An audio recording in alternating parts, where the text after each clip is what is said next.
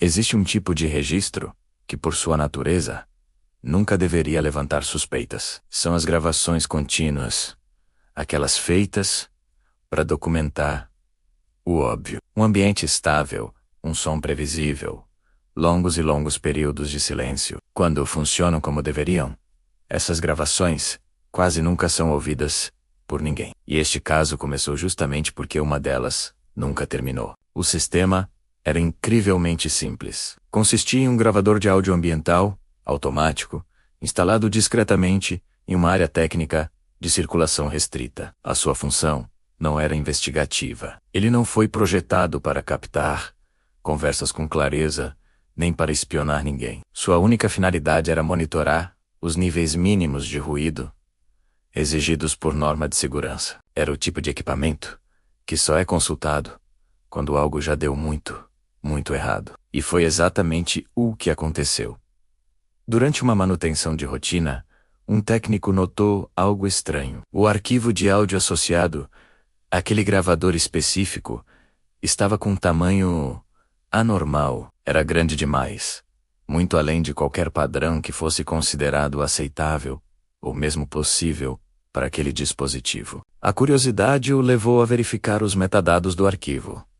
E foi aí que a primeira inconsistência bizarra surgiu. A gravação estava ativa há mais de 3 anos, ininterruptamente, sem pausas, sem reinicializações programadas e, mais estranho ainda, sem quedas de energia registradas no sistema. Tecnicamente aquilo não fazia o menor sentido. O equipamento não tinha uma bateria de longa duração para operar de forma autônoma por tanto tempo. Ele dependia da rede elétrica e de ciclos regulares de desligamento e reinicialização que o próprio sistema forçava para manutenção. Nada disso constava no histórico. O arquivo simplesmente continuava crescendo, como se estivesse alheio às leis da física e da programação que o governavam. Movido por uma mistura de dever profissional e uma pontada de inquietação, o técnico decidiu abrir o arquivo. Ao dar play, o conteúdo inicial parecia perfeitamente normal, até monótono. Um ruído baixo e constante, o zumbido distante do sistema de ar-condicionado,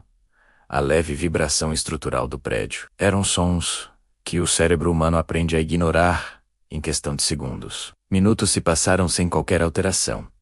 Horas, dias inteiros de áudio se desenrolavam em um fluxo sonoro previsível. Mas então, algo sutil começou a chamar a sua atenção. Em pontos muito específicos daquela gravação interminável, surgiam sons breves, quase imperceptíveis. Não eram vozes humanas.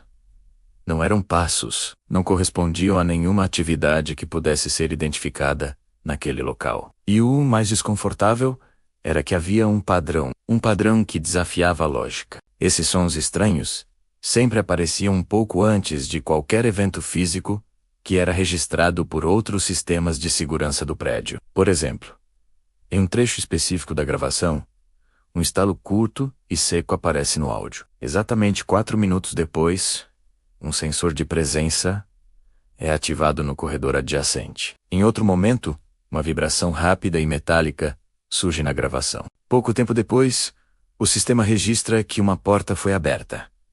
A conclusão era perturbadora. O áudio não estava reagindo ao ambiente. Ele estava, de alguma forma, antecedendo o ambiente. Era como se o microfone estivesse captando os sons antes que eles acontecessem no mundo real. Quando a equipe de segurança decidiu cruzar os dados da gravação com as imagens das câmeras, a anomalia se confirmou de maneira assustadora. As imagens sempre vinham depois. O som surgia primeiro no arquivo de áudio, e o evento físico correspondente acontecia minutos depois. Era como se aquele registro estivesse levemente adiantado no tempo, gravando um futuro próximo. Claro, essa hipótese foi inicialmente descartada. Parecia absurda demais, coisa de ficção científica. Mas as evidências eram teimosas, e a cada novo evento analisado, o padrão se repetia. A única forma de entender o que estava acontecendo era acompanhar a gravação em tempo real. Eles montaram uma pequena estação de monitoramento na sala de segurança. Durante horas, nada aconteceu. Apenas o mesmo ruído contínuo, estável, quase reconfortante em sua normalidade. A equipe já estava começando a duvidar da própria sanidade. Talvez fosse apenas uma série de coincidências bizarras. Então, um som novo surgiu nos fones de ouvido. Um padrão curto, irregular, diferente de tudo que já havia sido registrado antes. Um som que não pertencia àquele lugar. Todos na sala prenderam a respiração. O relógio começou a contar. 1 minuto. 2. 3 minutos depois, a porta da área técnica se abriu e alguém entrou. Exatamente como o áudio havia previsto. O que começou como uma simples verificação de rotina se transformou em algo muito maior. Aquele gravador não estava apenas registrando o passado. Ele estava sussurrando o futuro. A questão agora não era mais como aquilo era possível, mas sim o que eles fariam com aquele conhecimento. E mais importante, qual seria o próximo som que eles ouviriam? Porque agora, cada novo ruído não era apenas um som, era um aviso. Obrigado por assistir. Se você gosta de mistérios como este, não se esqueça de se inscrever e ativar as notificações para não perder o próximo vídeo. Até lá. Em 1981, num laboratório de pesquisa em acústica experimental, um equipamento começou a registrar algo estranho. Era um gravador de alta sensibilidade, deixado ativo em uma câmara anecoica. Uma sala projetada para ser completamente silenciosa. O objetivo era medir o ruído de fundo do próprio equipamento, o chamado som do silêncio. Mas o que ele capturou foi outra coisa. Primeiro, um zumbido baixo, quase imperceptível. Depois, um estalo seco, como madeira se partindo. E então, silêncio novamente. O ciclo se repetia a cada 27 minutos e 33 segundos, com uma precisão assustadora. Os técnicos inicialmente pensaram que era uma falha no equipamento. Talvez uma interferência eletromagnética. Trocaram cabos, fontes de energia, até mesmo o gravador principal. Mas o som persistia, sempre no mesmo padrão, sempre no mesmo intervalo. O mais intrigante, no entanto, veio depois. A câmara anecoica era uma área de acesso restrito, e os registros de entrada e saída eram rigorosamente controlados. Durante as semanas em que os sons foram registrados, os logs mostravam um padrão perturbador. Pouco antes de cada ciclo de zumbido e estalo, um funcionário diferente entrava na área de acesso que levava à câmara. O funcionário que entrava não tinha motivo formal para estar ali. Nenhum chamado, nenhuma ordem, nenhuma emergência registrada. Quando questionado, dizia apenas que sentiu que precisava passar por ali. O mesmo padrão se repetiu outras vezes. Sempre o som primeiro. Sempre o intervalo semelhante. Sempre o evento depois. Funcionários diferentes. Justificativas vagas.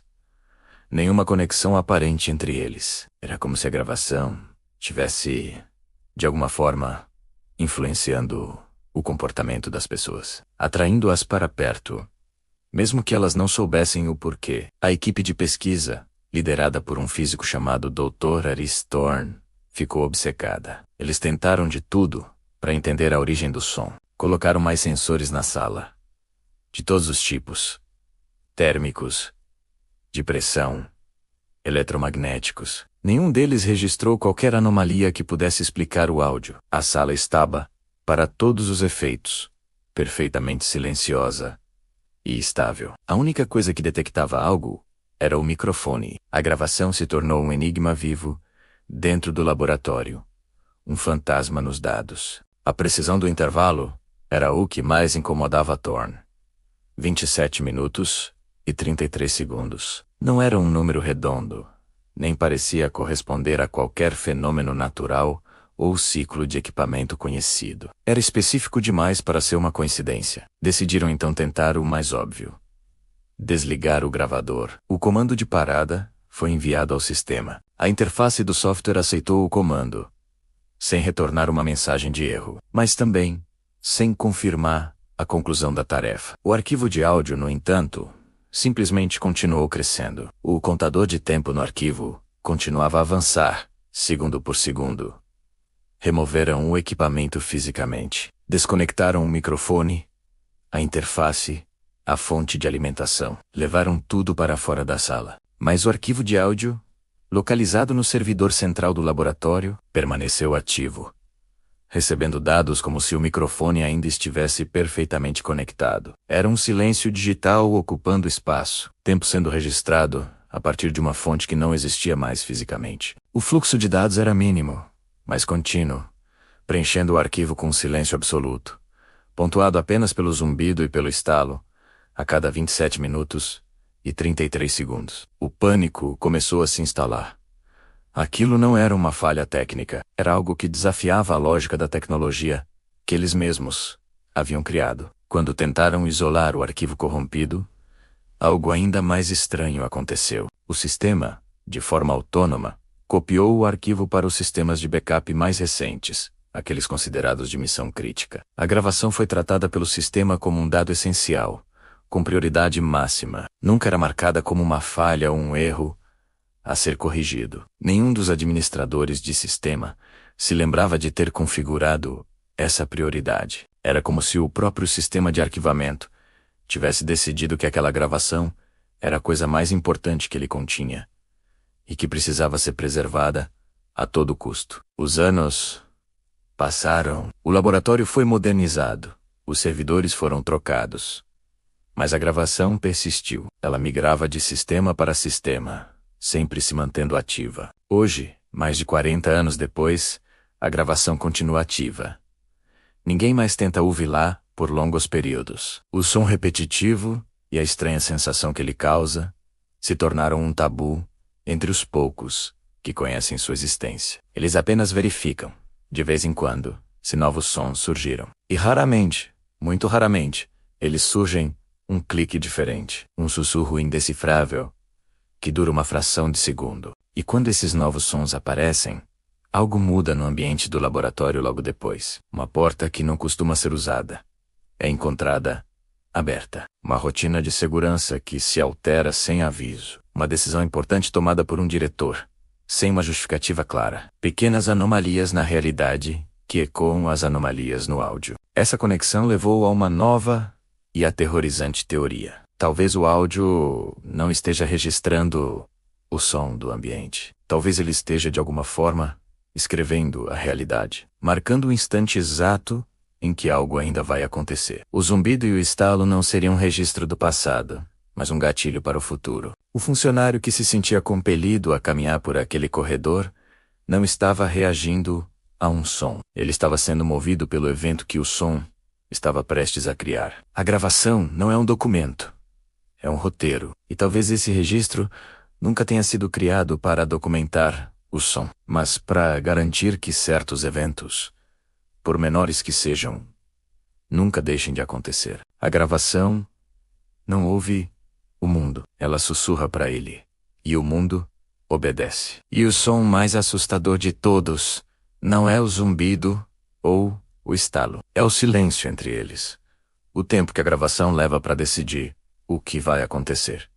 Em seguida, se você gostou dessa história, deixe seu like e se inscreva no canal para não perder os próximos relatos. Compartilhe com aquele amigo que também se interessa por mistérios inexplicáveis. E até a próxima.